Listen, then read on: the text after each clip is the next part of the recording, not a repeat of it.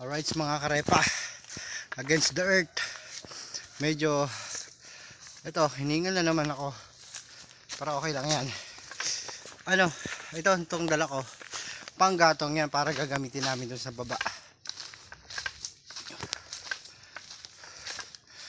Ganun naman lagi ang araw-araw na routine eh.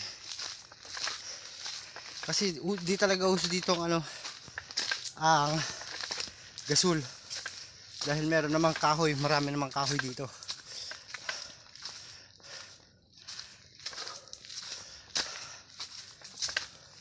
Ito, pauwi na ako mga karepa. At gusto ko nga pala ulit magpasalamat kay Ma'am Ana B TV para sa pagpapagraduate sa akin sa 1,000k subscribers. Thank you, salamat. At bukas doon ako aakyat sa taas. Okay, dito muna po dito ko muna puputulin ang aking video mga karepa. Salamat sa inyo. Bye bye.